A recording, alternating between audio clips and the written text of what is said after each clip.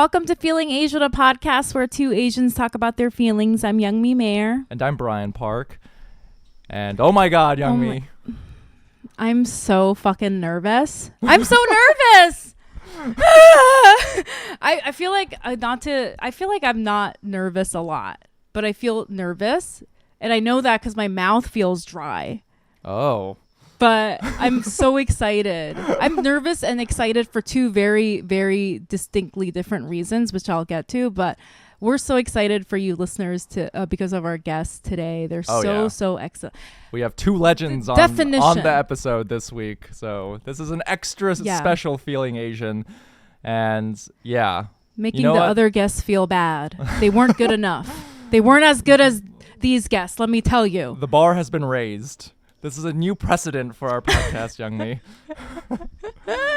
Oh wow. Okay, I'm sweating. You know what? Enough of we're the boring part, Youngmi. Let's just jump into the exciting stuff and introduce our guests. Sure. Yeah, let's do it. So, listeners, you're in for a very special episode this week. Let's see. I'm getting nervous now. All right. So the Yeah, so on Feeling Asian this week, we have the host of Takeout with Lisa Ling herself, and we also have the showrunner and producer of Takeout with Lisa Ling, and which, by the way, you all should check out right now on HBO Max. We also have Helen Cho. So please, listeners, give your ears to Lisa Ling and Helen Cho. Hello. Thank you so much for having us. Nothing gives me more pleasure than talking about feelings with Asians. Yes. Wow. Oh my God. This is my personal intro. Lisa Ling, legend, literally the most important person I've ever been over on a Zoom chat with. But also I have to say, Helen Cho, literally my dear and beloved friend and one of the most spectacular human beings I've ever met in my entire life. Oh my God. And I've been trying to have her on this podcast. Hey. Before I say anything, Lisa, before I say anything, I was gonna save this, but I can't hold it in anymore. I love Helen. Obviously, I'm talking to Lisa over Zoom. I can't even talk right now. I'm sweating through my shirt.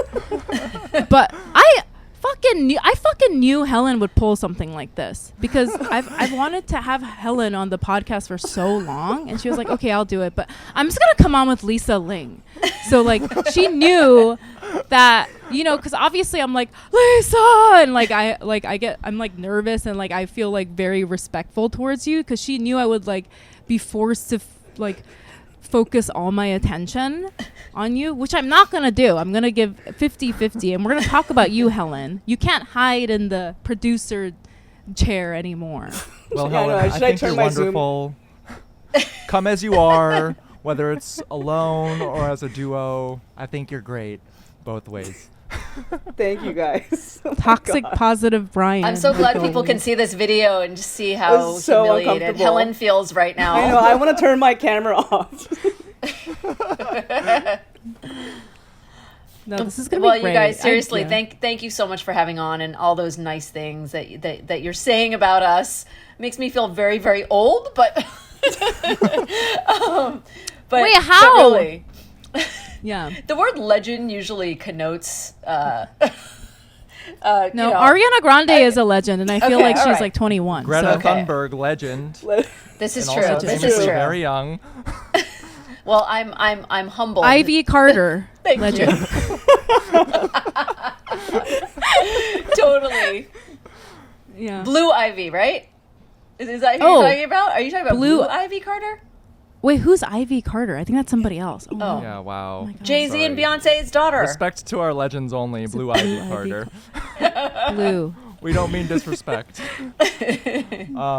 Well, Lisa and Helen, thank you so much for joining us on the podcast. And before we jump into y'all's feelings, Youngmi, how are you feeling? All right. Okay. So I did say I was nervous and very excited for this episode. But, I feel like what I'm sort of nervous about, again, is because there are certain things that I want so much for this episode, especially about my relationship with Helen. And I'm like feeling overwhelmed and scared in anticipation of big emotions that might come out, which is fine because this is what the podcast is about, you know? Like people talk about things and like somebody will talk about something sad and I will cry for some reason.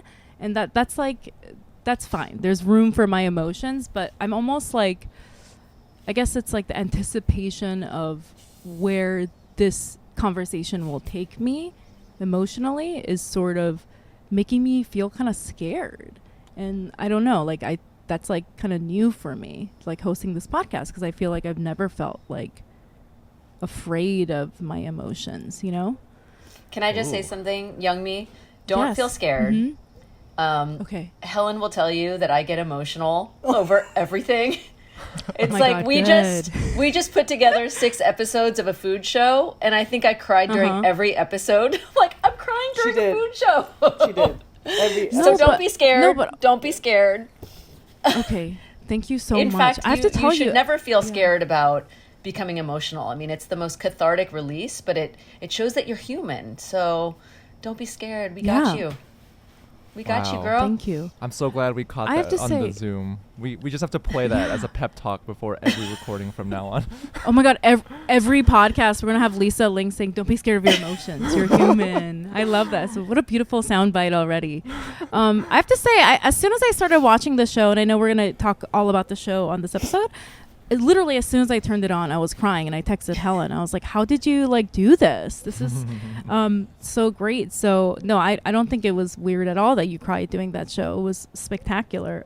But yeah, that's how I'm feeling. I'm like a little, because it is new for me. You know, I'm usually very like free with my emotions, but I'm feeling a little like scared of where I'm gonna go emotionally today. How about you, Brian? How do you feel? Similarly, you know, I'm quite nervous right now, but speaking about my week at large, I have been feeling incredibly stressed out. It's been very stressful, mainly because for good things, because we have our live show coming up in a couple weeks. Well, I guess when this comes out, in a week and a half or so, a week. I don't know what's time anymore, but. The Helen, I think you could relate to this a bit. We're both we have on our producer hats, and you know we moved to a bigger venue. The show is sold out, and there's a lot of anticipation for it, and we want things to go over super well.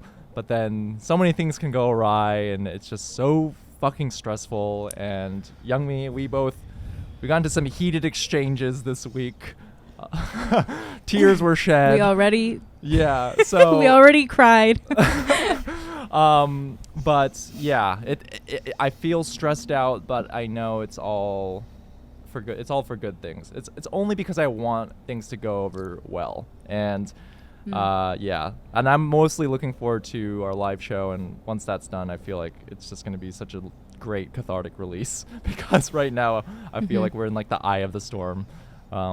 You know, assembling all the pieces and making sure everything's in line, and so many emails. I'm like so fatigued, but yeah. So that sums up how I'm feeling. Brian, it's so funny how you were like, "Hey, Helen, producer of some of the biggest television shows in America, you know how I'm feeling, right? I got a little comedy show in the works." Woo! Just me and my Emails, little am I art. right, Helen? You know you know what I'm talking about, right? You guys are a big deal. What are you guys talking about? Yeah, God, young is me. You heard it from the legend herself. We're a big deal.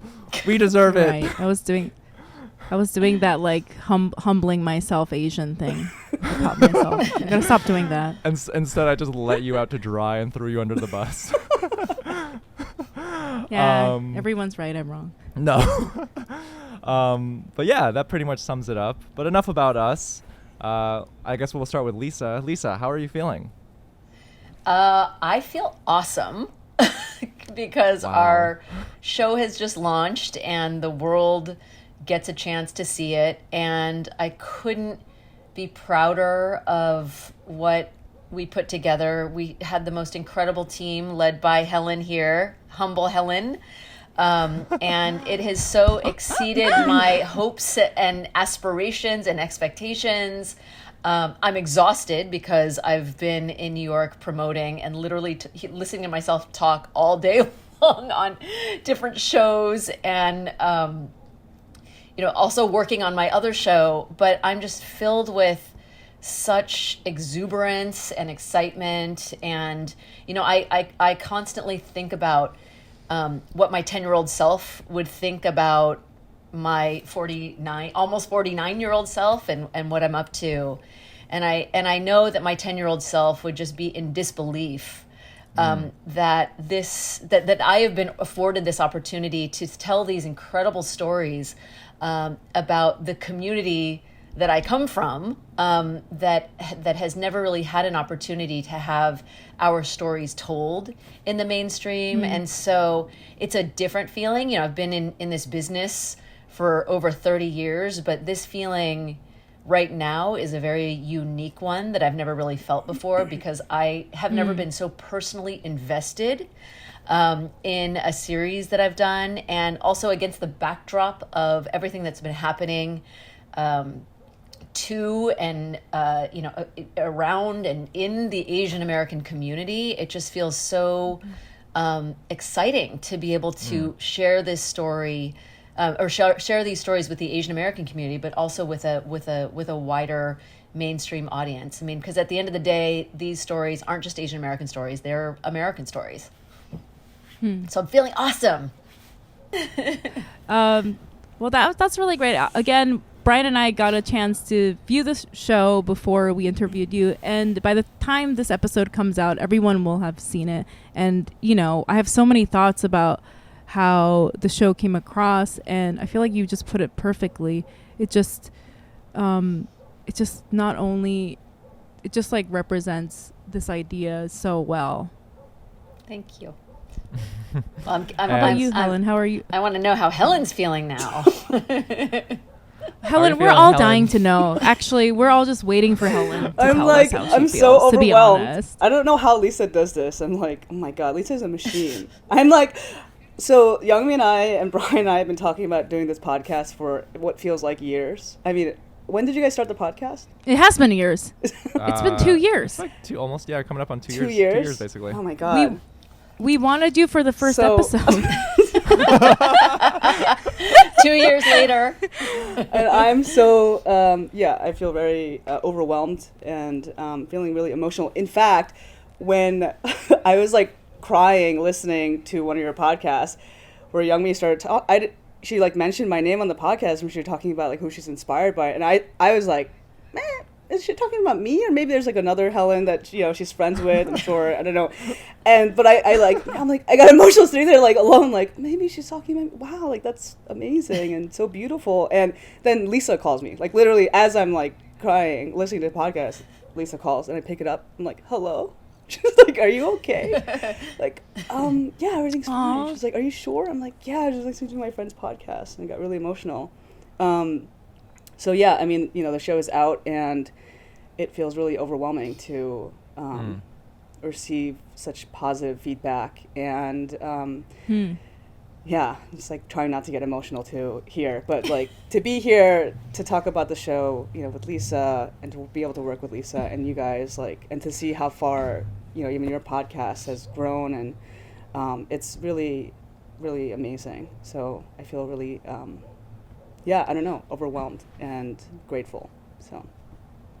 Yeah, I mean, Helen, this is really a moment, I mean, not only are we able to, produce this series about the Asian American experience, right? But there have been so many incredible triumphs that have happened, and this podcast is one of them. I mean, this new platform that so many of us had that we probably never imagined ever being able to have is really exciting. I mean, the past couple of years, as I said, like my 10-year-old self would have never imagined all of this, the incredible successes and really just like the recognition of our belonging in this country and our contributions and our struggles. I think for the first time, at least in my life, I'm certain I'm older than all of you.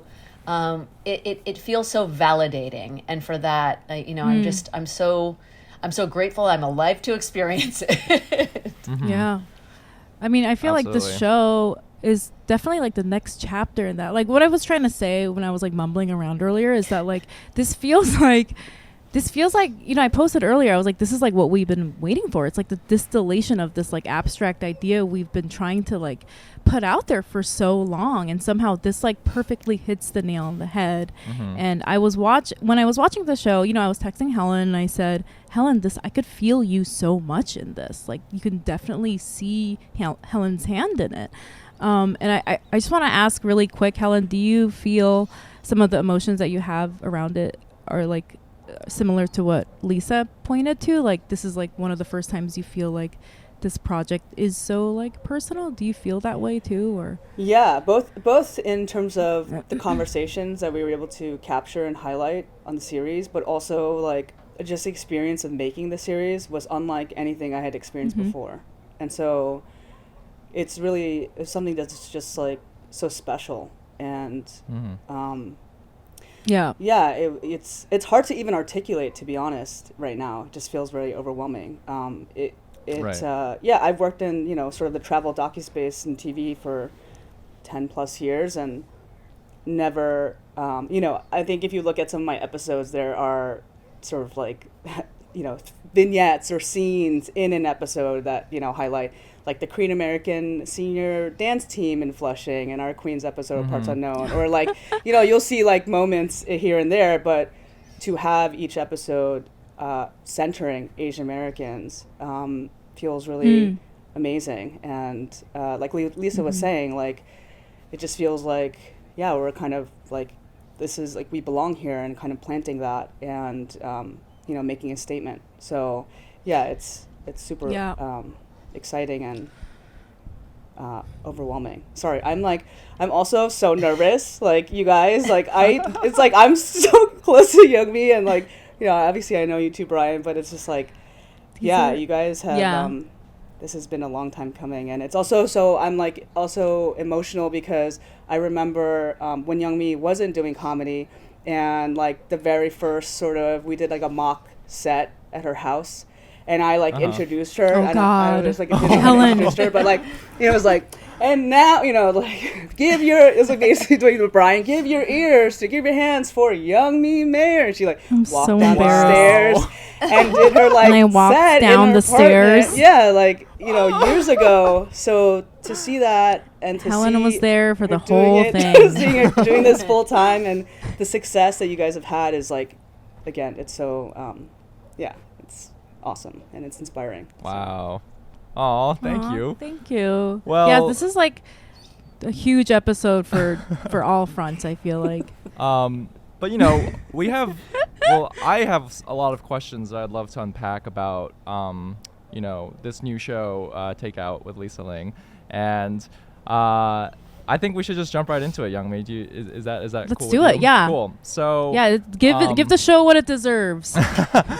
yeah. So to be honest, like when I first heard about your show Takeout, the tagline is it's a show that is an exploration of the Asian American diaspora through a culinary lens, and it obviously like that sounded really appealing, but I not gonna lie, I was a little bit skeptical because I feel like a lot of food-centric shows, there's many of them, and with that, there comes this possibility for it to feel somewhat sterile, impersonal, and kind of flat overall.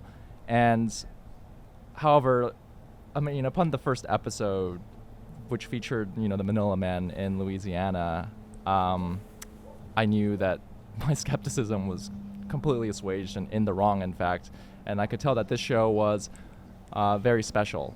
And as I continue to watch, the show, I've seen 6 episodes so far. I felt very proud, but also sad at times, realizing how much of our own history has been kept away from us in a lot of ways. And, many shows have promised what you have delivered so beautifully and successfully with Takeout. And I guess I just want to turn it over to you, and can you just speak on how you achieved this? Because it's this beautiful balance of it's very educational and informative, but it's also deeply personal, and I feel you can feel it throughout the entire series. Well, Brian, first of all, thank you for watching all 6 episodes. That's so awesome. I'll be anxious to hear Helen's perspective too. For us, or for me, I'm not a cook, so I'm very specific about the fact that this isn't a cooking show. It's a food show, but it's really about exploring these buried, forgotten stories through the lens of food that most Americans have come to love. There's so many Chinese restaurants in America, more than McDonald's, Wendy's, and Pizza Hut combined. And these days you can find, like obscure Asian restaurants in the smallest towns in America.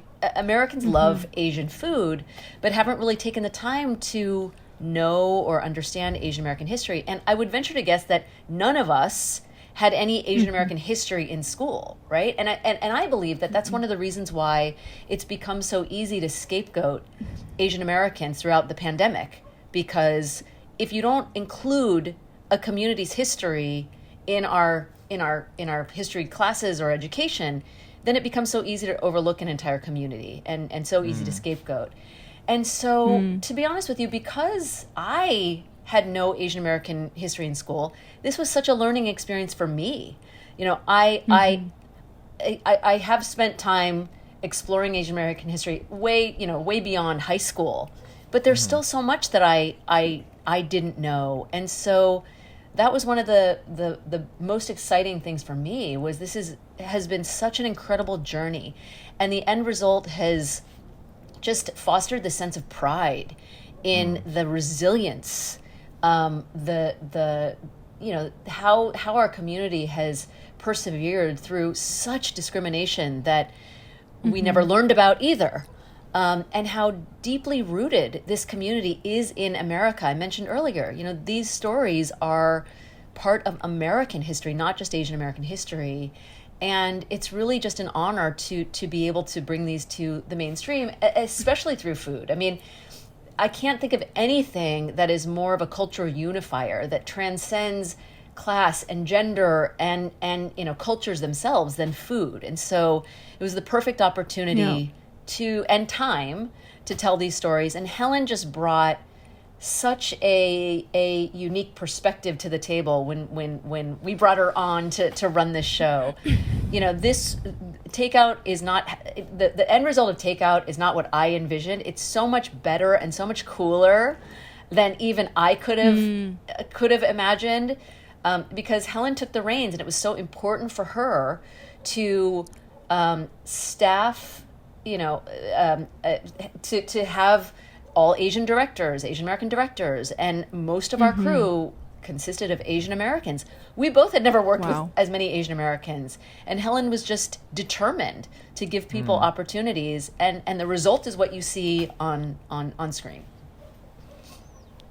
Yeah. I think the part that you said that these are stories that were new to you, that's something that spoke to me too. And I think that's the thing that made me the most sad and made me cry so much watching the show, because it made me feel like it's almost like, you hear Asian Americans are Americans and we have history here, and we've heard that over and over and over, but until you see how much of that we were a part of, and I say we very loosely, obviously I don't have anything to do with Manila Men and stuff, but then you like start to like really like are faced with the fact that it's been hidden and taken away from us, and that's so sad. It's like so much loss there. It kind of reminds me of, sometimes I listen to Margaret Cho's podcast, and she always brings up a historical sort of hate crime event against Asians, and a modern one on every episode, and every week I'm like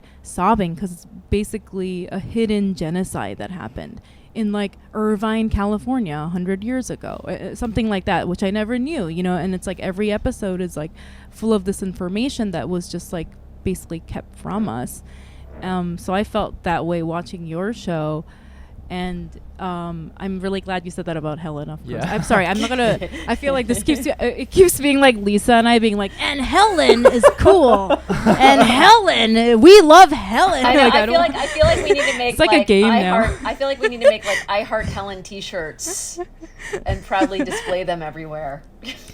and also, can I? Sorry. Sorry, go on, Youngmi. I didn't mean to. I had a question for Helen, but go on. Oh, I was gonna ask, so I didn't realize that was Helen's idea to hire all Asian creatives. Was that? Yeah, I was gonna ask about that. Casting. Yeah, totally. Yeah. That's. We're on the same wavelength. So go ahead, Youngmi.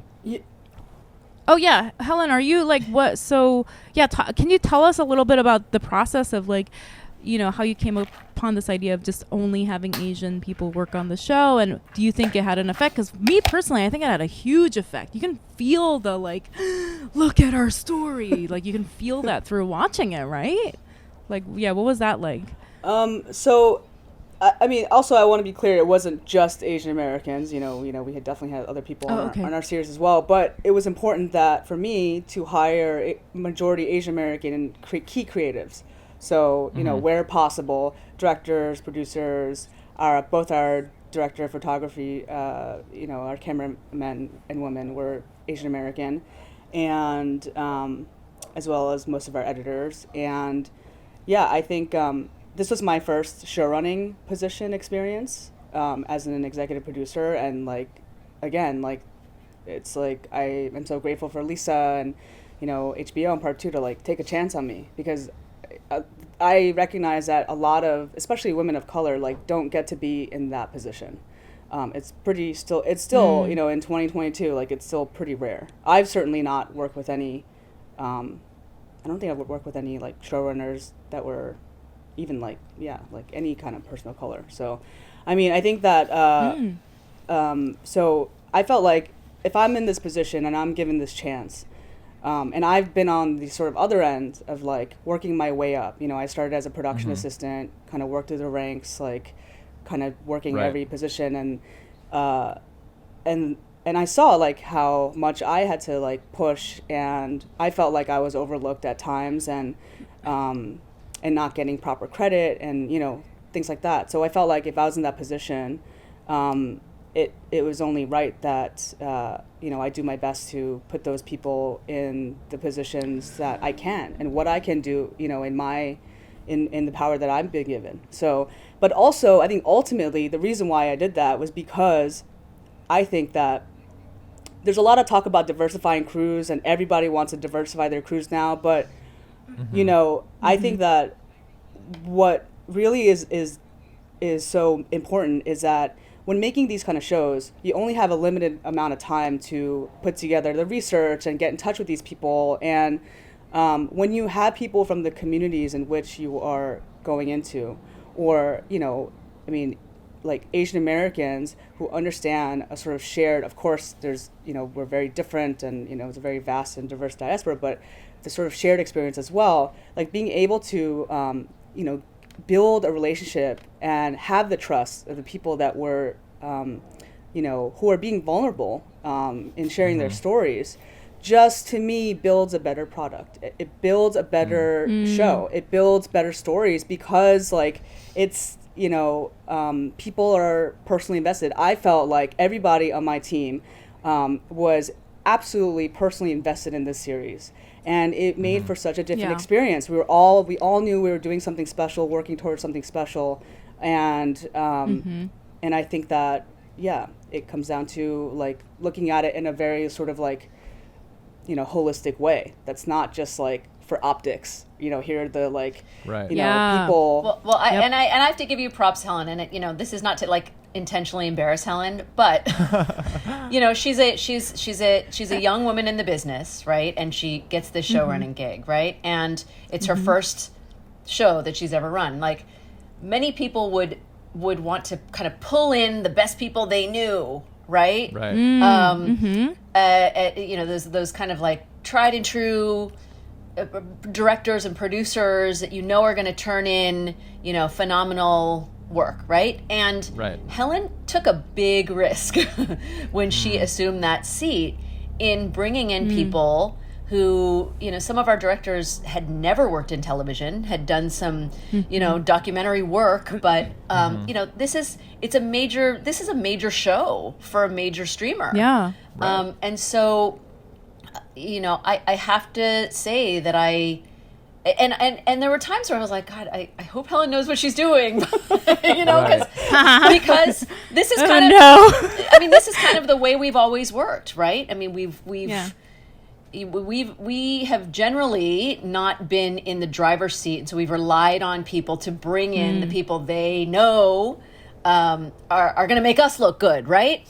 And Yeah. so this was a risk that Helen took, and she is right. The people that were part of our show, particularly the Asian Americans, there was a level of investment. I mean, we worked our asses off out there. This was not an easy show to make. It was long hours. It was moving from place to place. It was, we were in places where temperatures exceeded 100 degrees.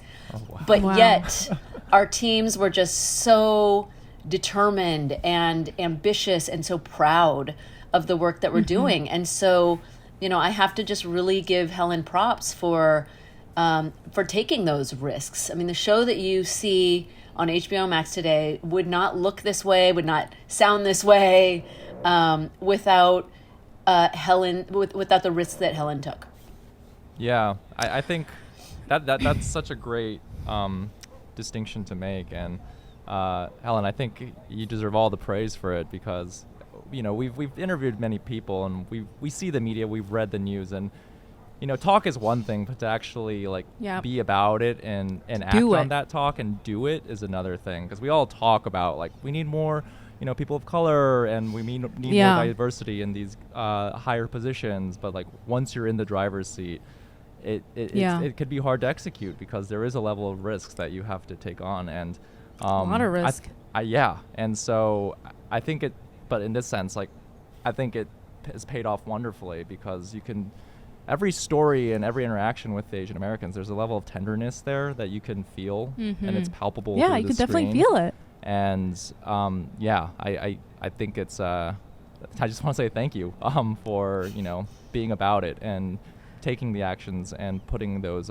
pieces into place. But also, Lisa, I think I was really touched by how personal you went into these stories, because even just hearing you speak about being the only Asian person in a predominantly white community, and how you even felt embarrassed to be Asian, that I don't think I've ever seen someone say that on such a public, on television like that.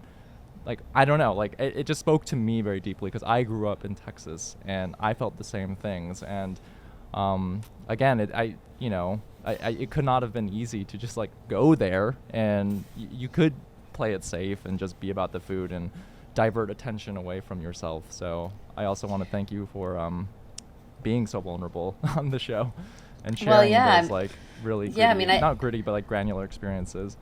Well, I think the last couple of years have really, I've worked in the business for a long time, as I mentioned, but there have been so many moments where I've just kind of felt alone in the feelings of being alone.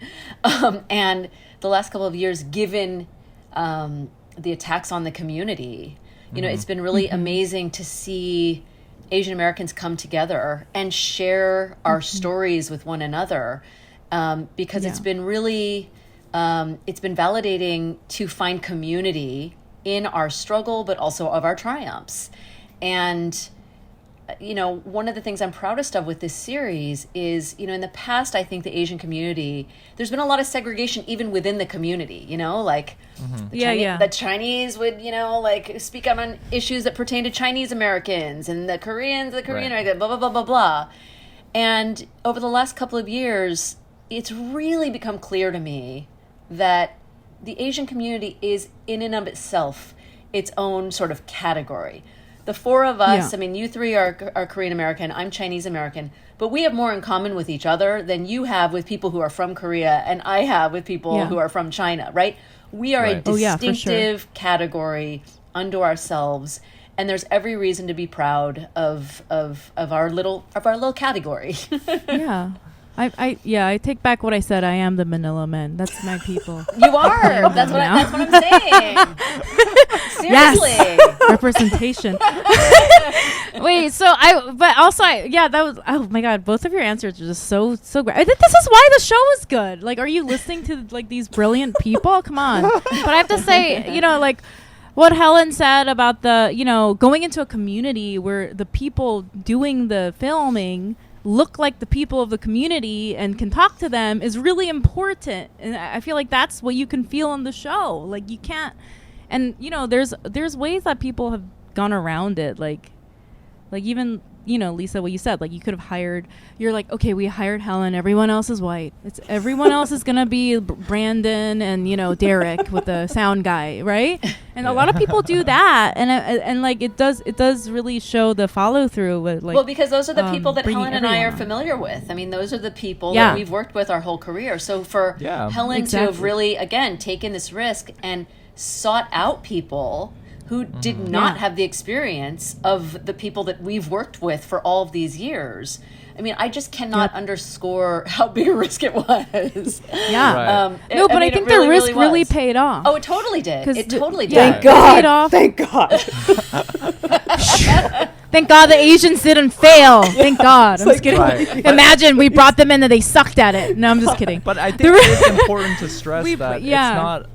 it isn't a matter of talent here, because there's so many talented people that get overlooked. It's a matter of people like Helen who, you know what, I'm going to take the risk and take this chance and provide a space for these people to really shine. And all it takes is and just maybe, one. yeah. So, yeah. Exactly. And what they lacked in experience and what they lacked in their resumes, they made up for by being like understanding the content. Do you know what I mean? Yeah. Like, I feel like that's that where was it really exactly paid right. off. Yeah, I was looking at people, short films, their personal projects, like, looking for taste also, of course, like, being Asian American, but just looking at sort of how they're paying attention to, like, the usage of music and, like, feeling. Can they evoke emotion from, like, if it's like a documentary film, or, maybe they've done, short pieces and never worked on any kind of hosted show. That kind of stuff was, like, super important, because, I think it is, like, a numbers thing. And I've, again, been on the sort of other side of it, and I've seen lots of, like, white people, frankly, like, come in You and can just say it, mediocre white people. just, like, rack up numbers on episodes and stuff, and you're like, that's how you get better. It's a practice. It's an art. Sure, there are people who are going to be talented right out the gate, but I would say, like, it takes a lot of work and experience to get better, to get to be able to work on these sort of level of kind of content. But it's kind of like this catch-22, because you're like, these premium platforms in a lot of ways don't want to hire unless they see that you've had experience, but then how can you get experience if they're not going to hire? So it's just like, if somebody is so emotionally invested and personally invested, to me, that person's going to spend the extra time to really go above and beyond to make sure that, the story is being told the right way. So, I think that's, that was... and in, like, bigger picture, that's literally what's, like, wrong with the creative world, big picture. Like, the people that get in are not necessarily the people that should be allowed. They just have this opportunity that other people don't. And so, like, for you to take this step to equalize that is cool too, even just outside of race. Do you know what I mean? So anyway, I feel like we should, like, start talking about other stuff. We should start embarrassing Helen more. Should we talk about corn? Can we talk about corn making Corn the dog? Oh, my dog. Okay, so my dog's here. She's sleeping right now, but she will start humping the cat at any moment. Oh my God. She's done it. Every single interview I've had, she's done it. So let's just start the countdown. And the cat's name is Don't Don't Go, by the way. Which is the greatest name for a cat. Don't Go, which means butthole. Wait, your In female Korean. dog is wanting to hump everything? Yeah, she's a top. Lisa, Dang. get with it. Dang. You don't know what the kids are up to these days. That's impressive. So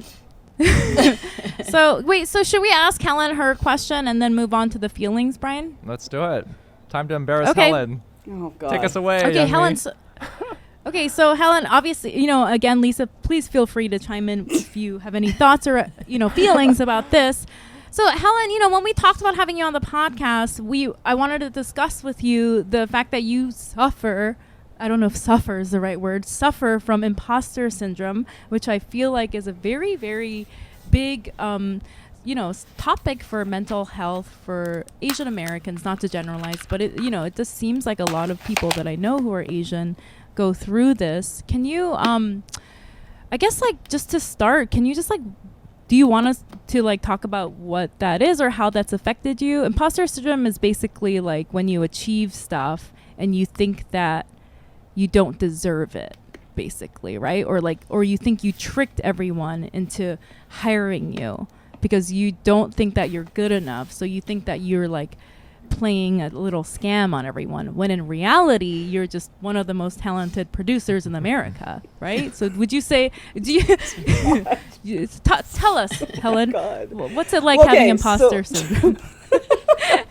This is like a whole other episode about just talking about imposter syndrome, but yeah, I think I've been thinking a lot about imposter syndrome because I go back and forth. I'm like, I definitely feel that way, that I somehow get lucky, and it's partially my work but partially timing and luck and meeting the right people and whatever, like that, certainly. But lately I've been thinking a lot about, especially after working on the show, like how much of the imposter syndrome is coming from just working in an industry and working around in environments where I was the only oftentimes Asian American or person of color or one of the few. And I think that when I see other people, for example, I produced for many, many, years on Parts Unknown and other shows, and I saw other people get directing opportunities, and I internalized that as like, oh, well, maybe I'm just like not good enough to direct, or maybe, I'm not ready, or, there's something about me that is, that's at fault here, that is lacking, right? And so, but, especially in the last 6 months, working around so many Asian Americans and feeling so empowered, and also non-Asian Americans who were very supportive, and I felt like that, how much of that is coming from, again, like working in a system that is not set to uplift, Asian American creatives, and working, fighting my way through that. So, I think that just like who I am, I'm always like, I'm a New Yorker, so I'm gonna be cynical. And I think I was like 12 when somebody was like, "You're too young to be cynical," and I like looked up what that word meant, and you know what I mean? Like, I think it's just like naturally in my way to be like, "Holy shit, I feel like I just like somehow won the lottery, and it's gonna be be gone at any moment. So I better work as hard as I could." But I don't know. Maybe it's a mixture of both. I know that like historically imposter syndrome have been put on women. It was like a label that but it was specifically white women, if I'm not mistaken. And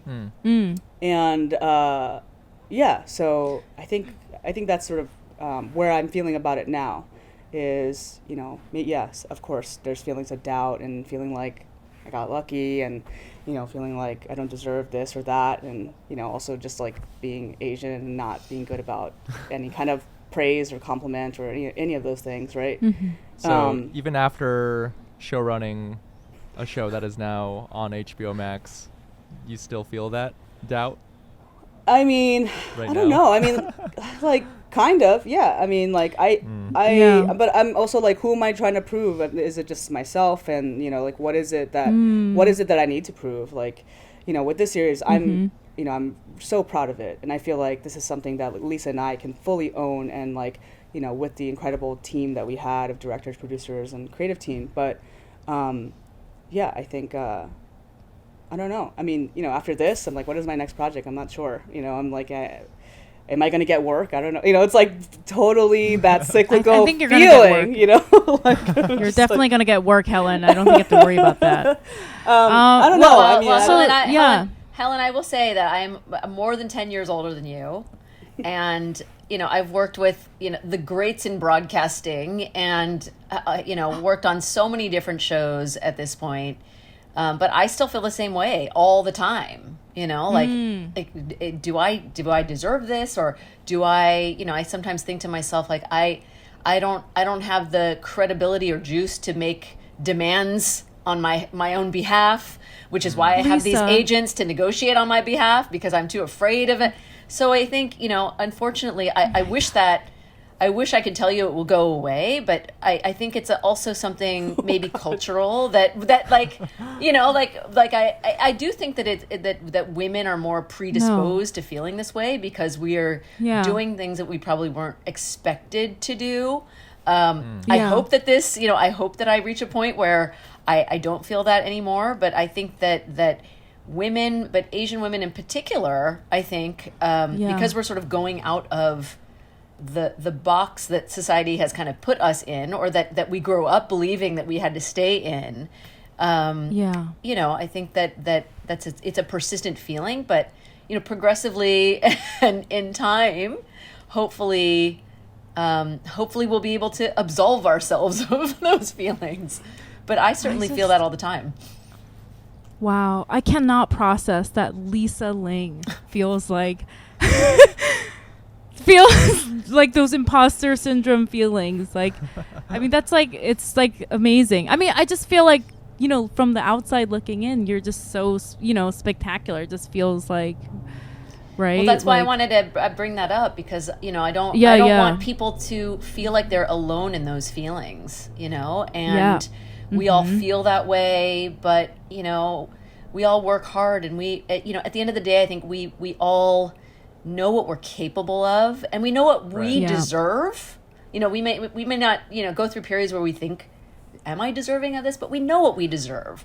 We just need to do a better job of expressing it and even standing up for ourselves, I mean. Yeah, and advocating for yourself. Yeah, absolutely. Well, I feel like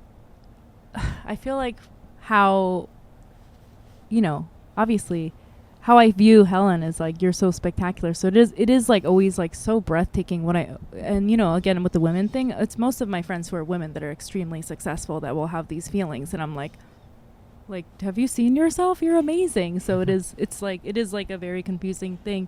But Helen, I feel like in these past few years, it feels like you have done a lot of work around this. And I feel like you are starting to be like, you're able to accept that your successes. But then we had this other conversation recently where you said now you are struggling to realign like your internal view of yourself, which is what I find myself doing, because in my head I'm a stupid loser. I'm like a dumbass bitch. Like that's how I call myself in my head, my internal dialogue is like, look at you dumbass, like all day long. And you were telling me like you had to sort of because now you're looking at yourself like, showrunner for Takeout, and I've done all these other shows, and I'm like a big time producer, and like you're having to like adjust that view of yourself. Like how's that been? There's a lot of walks that are happening, and thank God for therapy.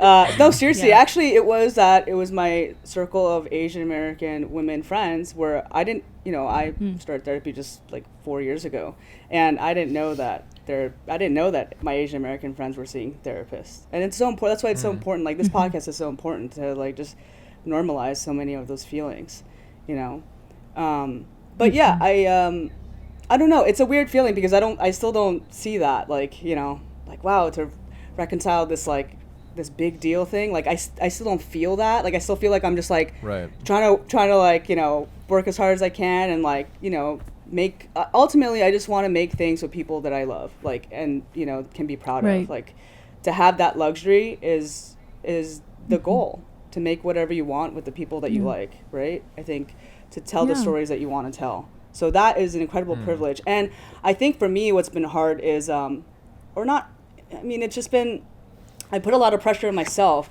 in this transition to becoming a showrunner because I know how much responsibility that is. And I could hire all the people that I know who could do this kind of work, but I've also felt like, as an Asian American, like everyone has their own platform to like post about like anti-Asian violence and what's happening in our communities, but like I've felt like am I not doing enough? Like I should be doing more, right?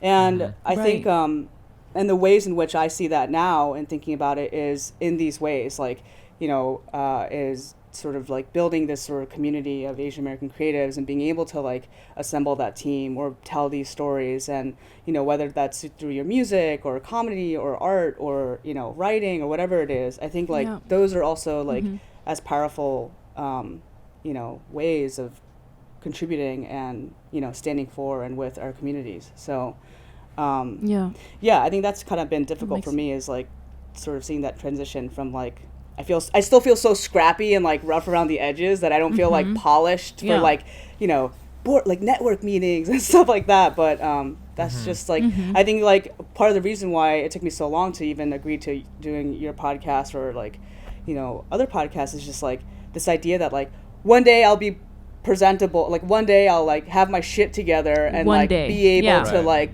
do it right. And I think part of that work and like self work is like just being like be present and like this is who you are now, and in 10 years obviously that will change. So right.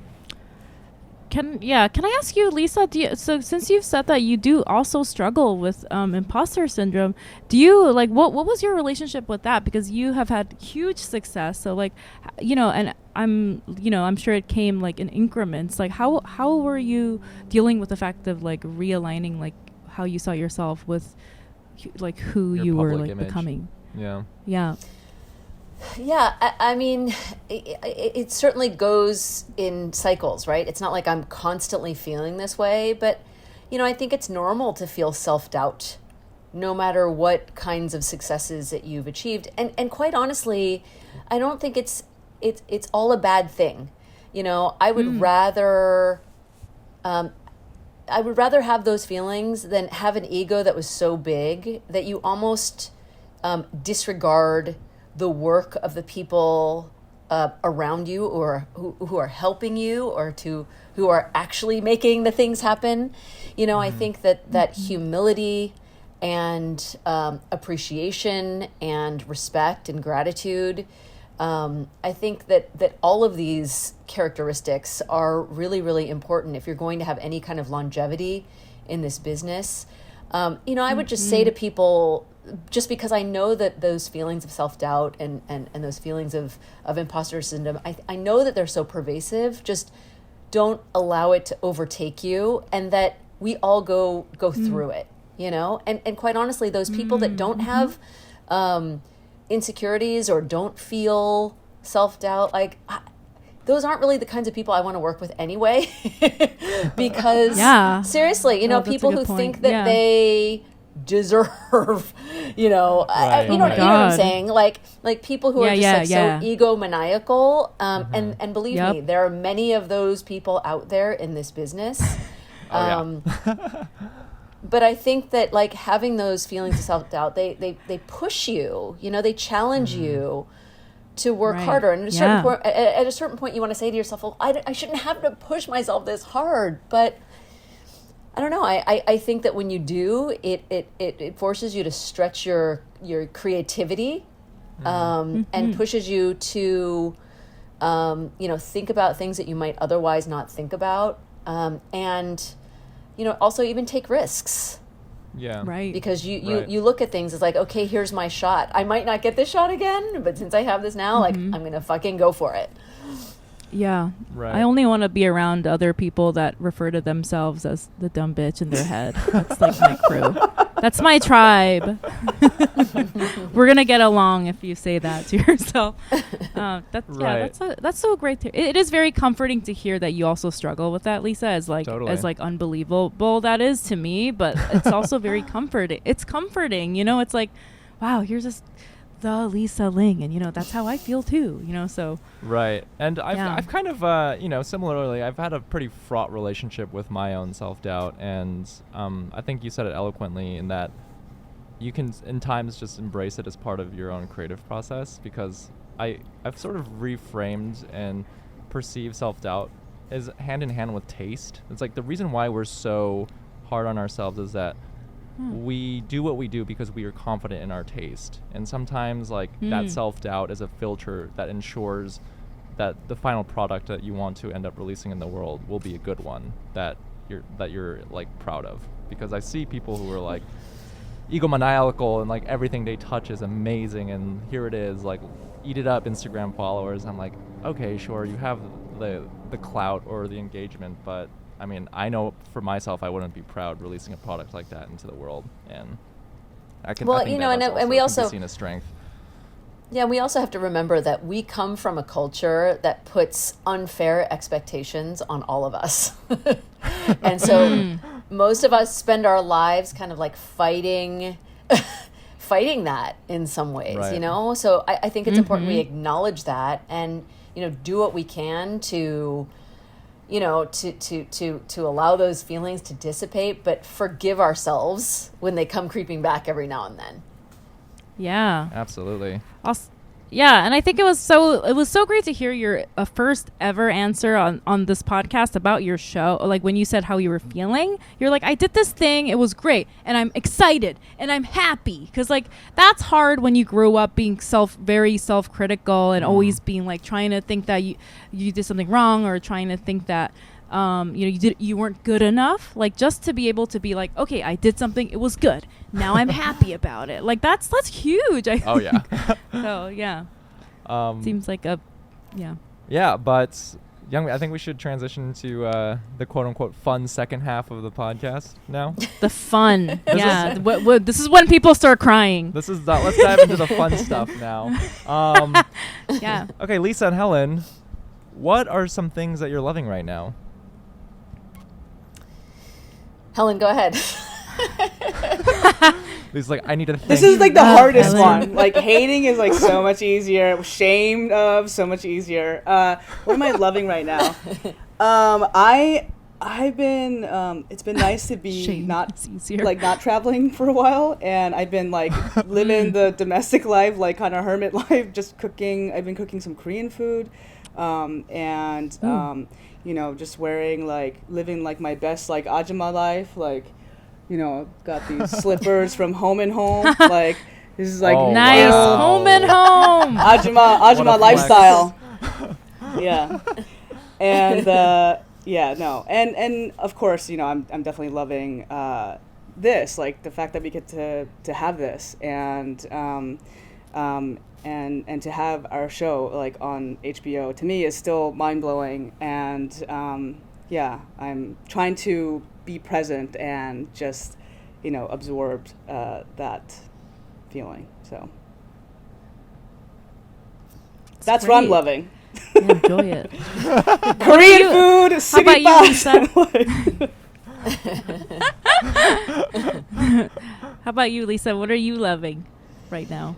Well, other than the things that I've mentioned, this may sound a little esoteric, but Helen knows this about me. I've been really on a deeply personal journey to explore my own human connection to to the earth and to the plants and to nature, and I've really been getting into a lot of Native American literature and also books about wisdom and healing, and really trying to sort of recognize what my responsibility is, not just in trying to elevate humanity, but also to protect this land. I know it sounds esoteric, but it's what I've been really it's what's really like bringing me life right now, and I've just been kind of like most of the books that I've been reading lately are about this connection between the land and humanity, and that's what I've been really loving. I know it sounds esoteric. I'm sorry. Helen's been hearing me talk about this for months. I'm so like that. I feel like I'm so like cynical seeming, but I like deep down inside, that's all I'm just like, oh, gotta get back to my earth roots. My mom has a pillow full of soil, like earth soil in it, because like in Korea they're like, oh, this is good for you, because if you're living in like a high-rise apartment or something, they say it's bad. And I'm always like, yeah, give me that soil pillow, you know. Feel the earth. Oh, I gotta look into that. Feel you on that. Yeah. Well, I'll try to send Helen the link if I find it. Okay. Next question. What is something that you're hating right now? It's my favorite. Whoever wants to go first. I will say I'm really hating that, we can't gather and all be together in spaces.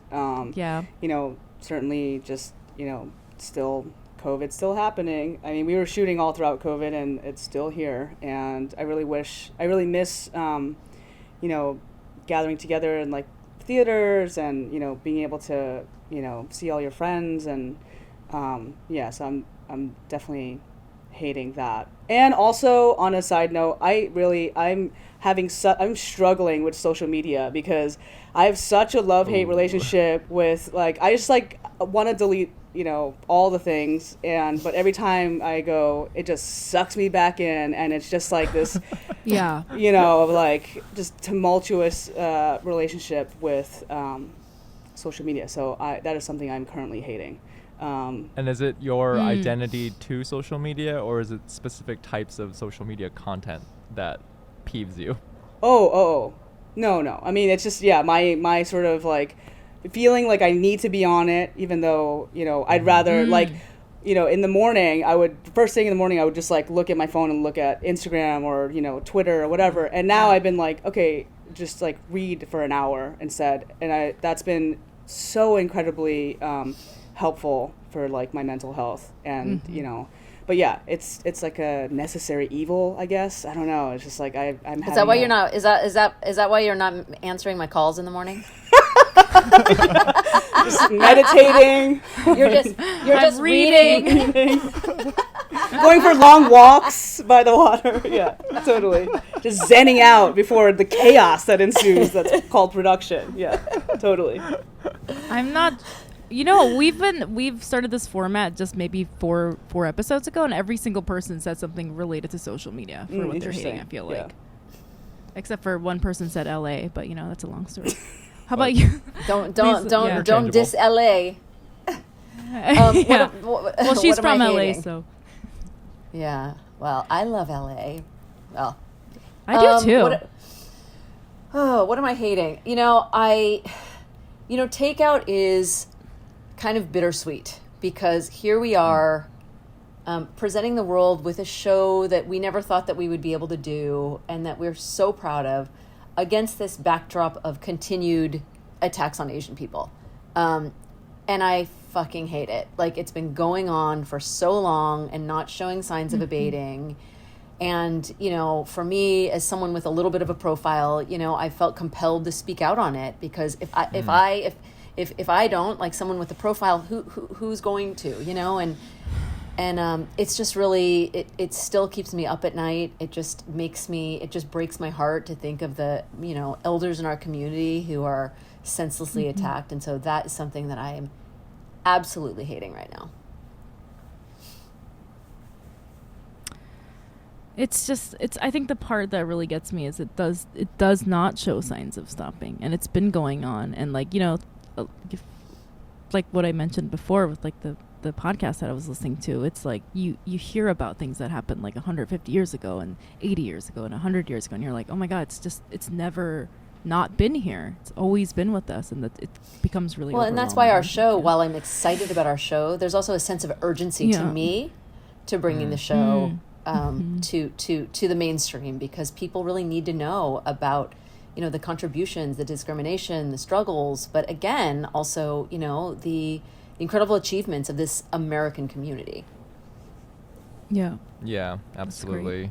That was one of the aspects of the show that I love so much, is to emphasize just how the emphasis on American, how American these Asian Americans were, because I learned about communities who I didn't know they immigrated to America so long ago. I had no idea these communities existed. And as you mentioned, we didn't learn this in high school or in our I didn't take any Asian American studies courses in college either, so it was a very eye-opening experience for me. Yeah. And can I just say something that might sound very serious, but I feel like it's an important point to be said about this? I feel like we have this discussion right now in this country about critical race theory not being taught in schools and stuff like that. It's okay. I use these big words and Brian always says I go too hard, but it's oh wait, you didn't say it yet. I'm just listening. So,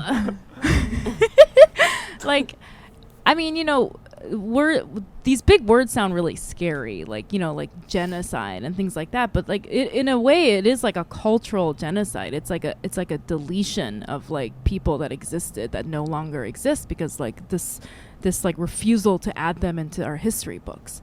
And so there's all these deaths and all these like horrible things that happen that are just erased, you know, as part of our history. And like with your show, discovering the beauty and like the history of Asian Americans and what they did contribute to America, and that's amazing, and it's like so profound and important. But right next to that, the dark side of it is that so much of it has been erased, like all the pain and the suffering that has been, you know, going on. But with that's Asians. and that's why it's important for us as Asian Americans to Yeah. stand up and advocate for the inclusion of diverse history in school.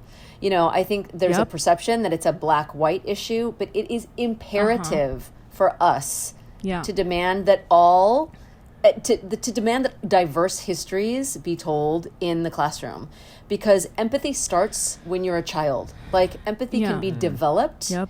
And when children's brains are malleable and they're developing, and you introduce them to diverse stories and diverse histories, you are, in a sense, you are molding more compassionate human beings, and that is something that we desperately need in this country. So it's so important for us to be advocating on the side of teaching diverse histories. Yes, and also, why wouldn't you want that? I feel I'm so I understand that there's like shame, you know, I guess people feel about history, but like there is, you know, that's just like, why wouldn't you want your child to be a compassionate child, you know, whatever race they are? And it just I just don't understand. The argument is that it might make some kids feel bad, and you know, I've read so many incredible books. I mean, books that I wish were around when I was a kid. The beautifully written and illustrated books about different people's experiences, and there is nothing that makes anyone feel bad. You know, this has nothing to do with people who are, you know, living today. It has everything to do with, you know, what happens when you don't when you dehumanize other people based on something so arbitrary like race. Right. And maybe if you feel bad, you deserve to feel bad. What's going on there? Like, what's going on? Why are you feeling bad? And what I think did you do? If we didn't read Catcher in the Rye in high school, we'll still be okay. We'll be perfectly fine. We would have been okay. We would have been just fine. Oh my God. In Minor Feelings, where she talks shit about Catcher in the Rye, I was laughing so hard. I was like, yes, tell him. Okay, so our next question for you both, which will be behind Patreon. So listeners, if you want to hear Lisa and Helen's answer to this, you got to go to our Patreon. What is something you're ashamed of? Now that we put you through the gauntlet and got you to admit your deepest shames, we're going to flip a switch here. And this is a question that we like to ask all of our guests. And it's been, since the inception of our podcast, we've kept this question here for good reason. And before we let you go, Helen and Lisa, what is something that you're proud of? Brian, I spent the whole episode talking about how proud I am of this moment. Yes. This is what we need from Asians. Just being proud all the time. Well, I'm proud to be able to do this show, you know, to front it, but I'm so proud of all of you. Like, I'm proud of, you know, all the Asian Americans who are stepping up and stepping out of their comfort zone and exercising their voices. You know, I'm the auntie now at this point, you know, and like there's this new generation of young Asian Americans who are unabashed and unafraid, and, you know, and that's so exciting. I'm proud of that. I'm so proud of that. You know, when I not just in pop culture, but, you know, Asians are really making such a mark in everything, and not allowing themselves to kind of remain on the periphery. And it's awesome to be able to see. Yeah, and just to add to that, I'm obviously so proud of us and you guys and our show, and that and you know, it's like it's so weird to say this publicly, but yeah, I am proud of myself, and I'm proud that I'm forcing myself to do things that make me extremely uncomfortable, and you know, trying to make change within my industry, and trying to you know, be more visible, and you know, be a part of this community, because I think for so long I felt a little bit outside of it. And yeah, I think that's something that, and I'm proud that we did this. So thank you so much for having us on. Oh, I'm so proud of both. Sorry, go on, Youngmi. Oh no, sorry, Brian. I was like, Oh no, I just wanted to add, yeah, and I just want to. I'm really proud of both you and Lisa, and just want to thank you for your contributions in front of camera and behind camera, and like you said, Helen, you know, making changes to the industry, and it's been a tremendous privilege to be able to speak to you both, and feel very fortunate that our listeners can get to know you both on that level and see the hard work and the changes that you're making in our industry. So thank you. I just wanted to say I'm so proud of being your friend, Helen. Oh. I'm so proud of you. And sorry. God damn it. I thought I was going to make it without crying. I was so scared. I was going to get too emotional. So I was like, I don't even want to do this. I almost made it. I almost made it to the end. I'm so proud of being your friend, Helen. You know, like that episode you were talking about when I talked about you, and it always makes me tear up. You know, I know you've been through like a lot, and I just feel like I'm just proud that I know you. I feel in a lot of ways like how you feel about stuff. Like I'm like shocked that you want to be my friend. You know, like I guess that's like my imposter. Like I tricked you into becoming my friend. like I fooled you into like thinking I'm cool or something. So in a lot of ways, I feel like that about you. I'm so proud of you as a person and to be your friend. And I'm so proud of Lisa being the representation for us, for, you know, like that we all needed, and being, you know, present and in front of everybody for so long when we really needed you. And now, you know, this new chapter, this like new depth of representation that no one's been able to really tap into, I think, until your show. And so I'm so proud of the both of you for producing such a wonderful show as well. And I'm so happy that you joined us on Feeling Asian. And I almost made it without crying.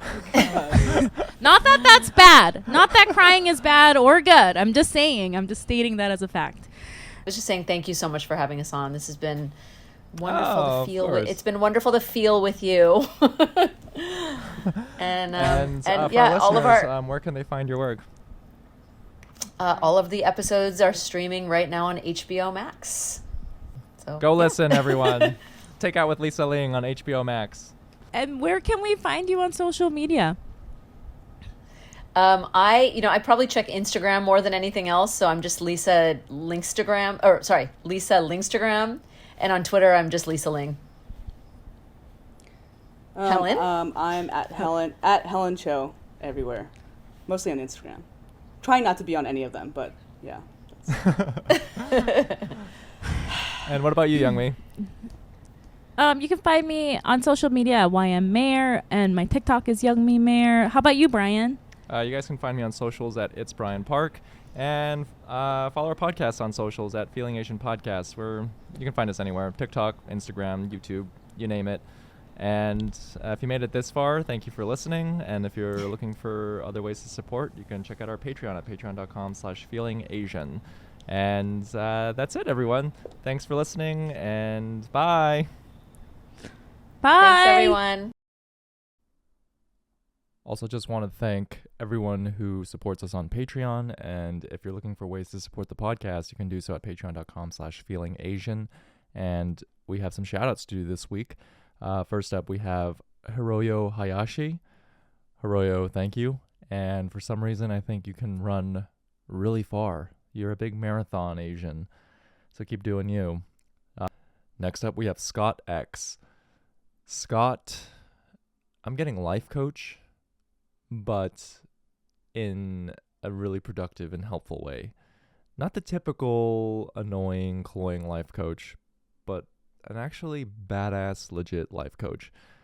Next up, we have Sin K. Sin, you have great style, and I feel like you're an incredible hairstylist. Yeah, you own your own salon in a metropolitan city.